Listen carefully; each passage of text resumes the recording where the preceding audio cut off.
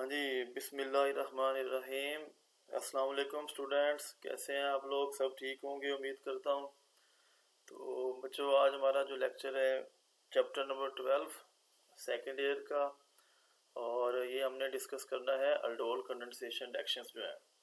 बहुत important reactions हैं paper के पॉइंट ऑफ व्यू से, तो इसको आप लोगों ने कोशिश करनी है तसल्ली से मेरा बेटा समझना है। और स्पेशली इसके अंदर जो आज हम डिस्कस करने जा रहे हैं इसका मैकेनिज़्म और उसकी इक्वेशंस हम लिखेंगे, उसके हिंट्स आपको बताऊंगा कि कैसे आप थोड़े से टाइम में उसकी इक्वेशंस को अच्छी तरह से याद कर सकते हैं। और इन द एंड फिर हम इससे रेलेवेंट कुछ एमसीक्यूज भी डिस्कस करेंगे।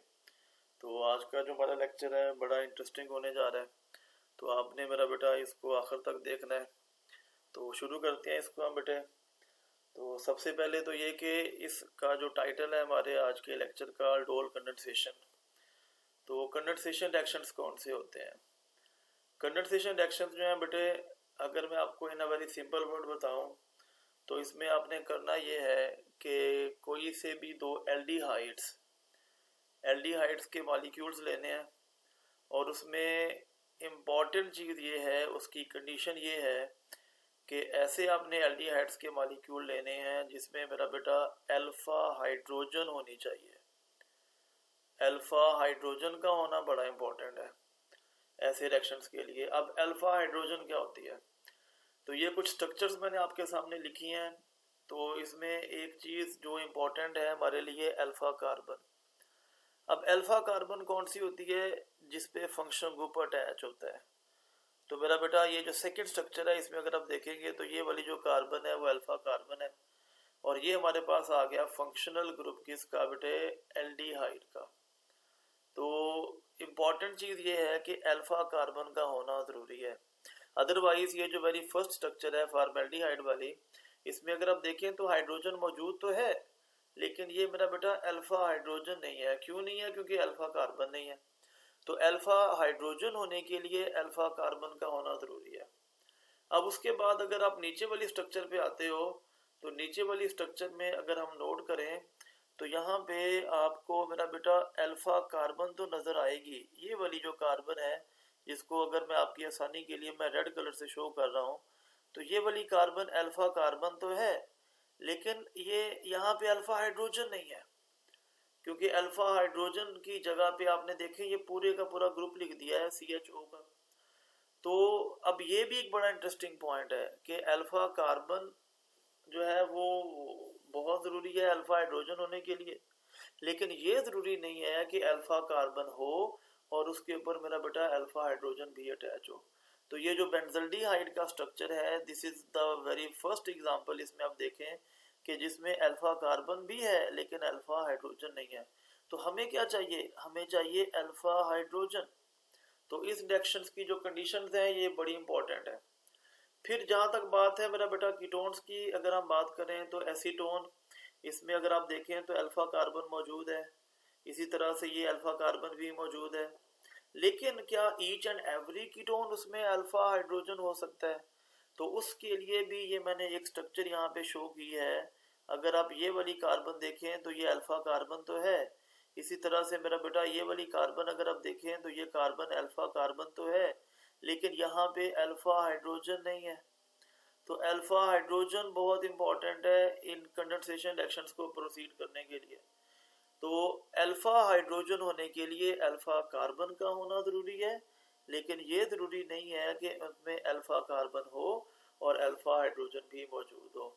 बाकी ये जो मेरा बेटा वेरी फर्स्ट वन है फॉर्मेल्डिहाइड की स्ट्रक्चर, इसको हम हाइड्रोजन तो ज़रूर कहेंगे, लेकिन ये अल्फा हाइड्रोजन इसलिए नहीं है क्योंकि यहाँ पे अल्फा कार्बन नहीं है। तो ये पॉइंट उम्मीद करता हूँ आपको समझ आया होगा। हाँ जी, अब इसकी बेटे जो इक्वेशन है ना, उसको अगर हम देखें तो इसमें थोड़ा सा मैं चेंज ये करता होता हूँ कि पहले हम इसका डिस्कस करेंगे मैकेनिज़्म। क्योंकि मेरा बेटा अगर आप इसके मैकेनिज़्म को तसल्ली से समझ लेते हो ना, तो उसमें फिर ये है कि आप जो डायरेक्ट प्रोडक्ट जो है फिर मैकेनिज़्म से यहाँ पे लिख सकते हैं। तो इसलिए हम एक यहाँ पे थोड़ा सा चेंज ये करने जा रहे हैं कि इक्वेशन की जो फाइनल प्रोडक्ट है वो लिखेंगे बाद में। तो पहले हम इसका देखेंगे मैकेनिज़्म। अब मैकेनिज़्म के अंदर जो एक इम्पॉर्टेंट चीज़ है वो ये है कि ये जो रिएक्शन है ना मेरा बेटा, ये है कि इन the presence of dilute sodium hydroxide, उसकी प्रेजेंस में ये रिएक्शन प्रोसीड करता है, यानी कि डाइल्यूट NaOH सोडियम हाइड्रोक्साइड वो हम यूज़ करते हैं। अब बेस जो है वो अगर हम यहाँ पे इसको एक दफ़ा लिख लें मेरा बेटा, तो OH नेगेटिव द बेस। अब बेस की डेफिनेशन हमें यहाँ पे आनी चाहिए, जो कि बड़ी इंपॉर्टेंट है कि बेस क्या होती हैं जी, कि bases are two substances which accept the proton. अब मैं ना जी करने ये जा रहा हूँ कि ये जो CH3 डबल बॉन्ड OH है ना बेटे, इसका एक मोल हम लेते हैं और इसको मैंने लिखा है कुछ इस तरह से कि CH2 बॉन्ड H है ये CH3, लेकिन ये कि चूंकि हमने इसका मैकेनिज्म देखना है मेरा बेटा, तो इसलिए अपनी आसानी के लिए हम इसको कुछ यूँ लिखने जा रहे हैं। अब बेस क्या करेगी पहले स्टेप में मेरा बेटा, बेस जो है ना जी OH नेगेटिव, यहाँ से हाइड्रोजन को लेगी इन द फॉर्म ऑफ प्रोटॉन। अब प्रोटॉन मीन H पॉजिटिव, तो ये वाला जो बॉन्ड है ना, एक बॉन्ड में इलेक्ट्रॉन होते हैं दो, तो आपने इसको यहाँ पे मेरा बेटा शिफ्ट कर देना है। अब होगा ये कि इस वाली कार्बन के ऊपर चार्ज आ जाएगा नेगेटिव, तो CH2 नेगेटिव। और आपको पता है CH2 पे अगर या कार्बन पे नेगेटिव चार्ज आए तो उसको हम कहते क्या है। तो अब ये भी बड़ा इंपॉर्टेंट पॉइंट है, MCQ में भी ये डिस्कस होता है। अगर कार्बन के ऊपर मेरा बेटा नेगेटिव चार्ज आए ना, इसको हम कहते हैं सिंपली कॉल्ड एज कार्बेनाइन। एक चीज ये बड़ी इंपॉर्टेंट है, कार्बन पे चार्ज पॉजिटिव हो तो कार्बोकेटाइन, और इन केस अगर कार्बन पे चार्ज नेगेटिव हो तो सिंपली कॉल्ड एज कार्बेनाइन के। अच्छा, अगले स्टेप में क्या होगा कि ये जो मेरा बेटा CH2 नेगेटिव है ना कार्बेनाइन, ये मेरा बेटा अगले स्टेप में इस इलेक्ट्रोफिलिक कार्बन पे अटैक करेगा, और एज ए रिजल्ट ये वाले जो दो इलेक्ट्रॉन आपको नजर आ रहे हैं डबल बॉन्ड ऑक्सीजन के साथ, इनमें से आपने एक बॉन्ड को शिफ्ट कर देना है ऑक्सीजन के ऊपर, तो मेरा बेटा ऑक्सीजन पे चार्ज आ जाएगा नेगेटिव के। अब लिखना कैसे है, ये इसी सीक्वेंस में आपने इसको यूं ही लिखते जाना है जैसे जैसे बॉन्ड फॉर्मेशन हो रही है। यानी कि आप इसको शुरू करें मेरा बेटा CH3 से लिखना, तो CH3, फिर उसके बाद इसको इकट्ठा लिख दें CH को।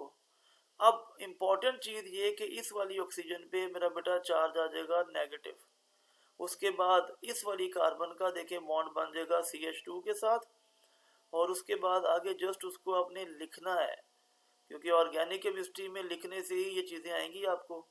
तो C डबल बॉन्ड OH के, तो ये मेरा बेटा इसका जो स्टेप नंबर आपके पास आ जाएगा 2। अच्छा, इसका ये जो तीसरा स्टेप है ना, तीसरे स्टेप में क्या होगा मेरा बेटा, ये जो पहले स्टेप में बेस ने, ये जरा नोट करिएगा, H पॉजिटिव OH नेगेटिव, इसको अब यूं इकट्ठा लिख दें, HOH लिख दें, H2O भी लिख सकते हैं, लेकिन ये कि HOH लिख दें ये भी ठीक है। तो ये जो मेरा बेटा O नेगेटिव है ना, तीसरे स्टेप में क्या होगा, ये O नेगेटिव यहाँ से हाइड्रोजन को अपने साथ कंबाइन करेगी, वही हाइड्रोजन जिसको बेस ने in a very first step remove किया था मेरा बेटा प्रोटॉन की फॉर्म में। तो ये चीज़ बड़ी इंपॉर्टेंट है यहाँ पे कि तो ये जो O नेगेटिव है, this one will take this hydrogen from here in the form of proton. तो एज ए रिजल्ट हमारे पास इसकी जो फाइनल प्रोडक्ट है वो क्या बनेगी, जैसा कि हम ऑलरेडी हेडिंग में भी लिख चुके हैं। तो अब हम इसकी लिखने जा रहे हैं फाइनल प्रोडक्ट। तो CH3 से अगेन आप लिखना शुरू करेंगे, उसके बाद मेरा बेटा क्या आएगा CHOH, उसके बाद इसी तरह से अगेन आपने इसको लिखना है, तो CH2, फिर उसके बाद क्या होगा जी C डबल बॉन्ड OH के। और चूंकि ये base catalysed nucleophilic addition reactions हैं, तो वही वाला जो बेस है ये OH नेगेटिव, ये आपको मेरा बेटा वापस मिल जाएगी। और इसको हम कहते भी ये हैं कि base catalysed nucleophilic addition reactions, क्योंकि कैटालाइज्ड मीन के in the presence of a catalyst base ने अपना काम किया, और जैसे ही रिएक्शन कंप्लीट हुआ है मेरा बेटा वो आपको वापस मिल गई है। अब ये जो प्रोडक्ट बनी है ना, इसी को आपने सेम यहाँ पे ऊपर मेंशन कर देना है। अगर हम यहाँ पे लिख लें एक दफ़ा मेरा बेटा, तो फाइनली वी हैव CH3, उसके बाद क्या बनेगा, नाउ यू हैव CHOH, और उसके बाद इसी तरह से आप इसको यहाँ पे लिख लेंगे। तो now this is called as now the finally aldol. उसकी रीज़न नोट करिएगा यहाँ पे at a same time we have two functional group. That one is going to be an aldehyde COH and the second one is going to be OH. तो मेरा बेटा जो aldol है ना, अल्डोल ये टू वर्ड्स का combination है. ALD stand for aldehyde and OL stand for this OH के. तो जनरली हम इसको कहते हैं अल्डोल. अब जहाँ तक बात है द अदर इक्वेशंस, उसमें हम क्या करने जा रहे हैं, सेम इसी पैटर्न पे हम उनकी इक्वेशंस बनाएंगे और उसका मेरा बेटा मैं आपको बताऊंगा शॉर्टकट. उसका आपको मैकेनिज्म लिखने की ज़रूरत नहीं है, तो वो डायरेक्ट शॉर्टकट से ही हम उसको फॉलो करेंगे. तो थोड़ा सा ये कि आपके लिए आसान हो जाएगा. अच्छा, इसकी ये जो दूसरी इक्वेशन है ना, ये मेरा बेटा क्या है, 3 कार्बन वाला एल्डिहाइड, जिसे हम क्या कहते होते हैं, प्रोपेनल्डिहाइड. अब इसका मैं आपको डायरेक्ट शॉर्टकट बताने जा रहा हूँ. शॉर्टकट इसका मेरा बेटा ये है कि आपने करना कुछ यूँ है कि किस किस को आपने आपस में कंबाइन करना है. एक तो ये मेरा बेटा ये ऑक्सीजन और ये H, इनको आपस में कंबाइन कर देंगे. बाकी सारे का सारा आपने वैसे का वैसे लिखना है. यानी इसको अगर हम एक दफ़ा अपनी आसानी के लिए लिखें तो मेरा बेटा नोट करिएगा कि CH3 CH2, इसको तो आपने नहीं छेड़ना, इसको तो वैसे का वैसे लिख देंगे आप. अब चेंज कहाँ पे आएगी, ये CH और डबल बॉन्ड की जगह पे डायरेक्ट आप लिख देंगे OH के. ये मेरा बेटा इस जगह पे, ठीक है. अब एज ए रिजल्ट आपने इस वाली कार्बन का बॉन्ड बना देना है इस कार्बन के साथ, ये जिसको मैं डॉटर लाइन से शो कर रहा हूँ. तो क्या बनेगा, यू हैव नाउ CH, फिर उसके बाद आएगा मेरा बेटा CH3 और बाकी अगेन वैसे का वैसे आपने इसको लिख देना है. तो मेरा बेटा C डबल बॉन्ड O और ये आ जाएगा H के. तो ये हमारे पास इसकी सेकंड इक्वेशन का शॉर्टकट आपके पास आ जाएगा. तो ये शॉर्टकट आपके लिए बहुत आसान रहेगा अगर आप थोड़ा सी इसकी प्रैक्टिस करेंगे तो. अच्छा, ये जो अब इसकी तीसरी इक्वेशन है ना, acetone CH3 C double bond O CH3. अब ये जरा देखिएगा मेरा बेटा, मैंने CH3 को लिखा है कुछ इस तरह से कि CH2 बॉन्ड H. क्योंकि हमें डायरेक्टली उसके शॉर्टकट पे जाना है तो इसको हम कैसे कंबाइन करने जा रहे हैं, same like the above equation, कि यहाँ से अगेन अब ये मेरा बेटा ऑक्सीजन और इस H को आपस में कंबाइन कर देंगे और आपने इस वाली कार्बन का अगेन बॉन्ड बना देना है इस CH2 के साथ. तो ये चीज़ें हैं जो आपको याद भी रखनी है और मोस्ट इम्पॉर्टेंट कि 1 से 2 बार अगर आप इसकी प्रैक्टिस करेंगे ना तो आपके लिए ये आसान हो जाएंगी. अब इसमें ज़रा नोट करना है कि क्या हम लिखने जा रहे हैं, CH3, ये मेरा बेटा रहा वैसे का वैसे, COH, यहाँ पे आ जाएगा ऑक्सीजन हाइड्रोजन. अब इस CH3 को डाउनवर्ड आप लिख देंगे, ठीक है. उसके बाद आगे क्या होगा मेरा बेटा, CH2 के साथ इसका बॉन्ड बनेगा. फिर उसके बाद आगे चलेंगे तो C डबल बॉन्ड O और CH3 के. अब यहाँ पे एक बड़ा इंपॉर्टेंट पॉइंट है, जो पहली दो इक्वेशंस हैं इनको तो आप अल्डोल कहेंगे, लेकिन मेरा बेटा जो तीसरी इक्वेशन है इसमें ज़रा थोड़ा सा नोट करें तो this is not OALD, this one is ketonic group. तो इसको हम कहते हैं, ये जो प्रोडक्ट बनी है this is called as ketol. तो इस चीज़ को भी हमने नोट करना है. पहली जो दो प्रोडक्ट हैं this one is called as aldol. इसी तरह से जो सेकंड प्रोडक्ट है इसको भी हम कहेंगे अल्डोल. लेकिन जो थर्ड वन है कीटोन से जिसकी फॉर्मेशन हो रही है, सिंपली कॉल्ड एज कीटोल, क्योंकि OH तो वैसे का वैसे है और KET stand for ketonic group के. तो ये एक चीज़ इसके अंदर बड़ी इंपॉर्टेंट है जो कि आपको पता होनी चाहिए. अच्छा, अब ये जो वेरी फर्स्ट इक्वेशन है जिसको हमने मेरा बेटा अल्डोल का नाम दिया था, इसका IUPAC नेम अगर हमें कहा जाए कि जी बताएं तो वो क्या बनेगा, तो ये देखिए हमने इसकी नंबरिंग की है कि फंक्शन ग्रुप पे नंबर 1 है तो नंबर 2, नंबर 3 और ये मेरा बेटा नंबर 4.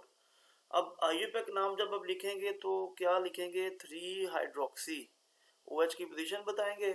उसके बाद टोटल 4 कार्बन है तो एल्डिहाइड के IUPAC नेम लिखने का क्या रूल होता है कि आपने अल्केन का ई रिमूव करके उसकी जगह पे आगे लिख देना है AL. तो ये मेरा बेटा ब्यूटेन से बन जाएगा ब्यूटानल के. तो इसका IUPAC नेम बन जाएगा 3 हाइड्रोक्सी ब्यूटानल के. तो ये भी हमें पता होना चाहिए MCQ के पॉइंट ऑफ व्यू से. अब इसमें एक लास्ट और फाइनल पॉइंट मेरा बेटा ये रह गया है कि ये जो अल्डोल बना था ना वेरी फर्स्ट इक्वेशन का, यानी जिसको अपने नाम दिया था 3 हाइड्रोक्सी ब्यूटानल, तो इसको अगर आप करें ना हीट मेरा बेटा इन the presence of dilute acids like HCl के, तो क्या होगा, इसकी होगी डिहाइड्रेशन।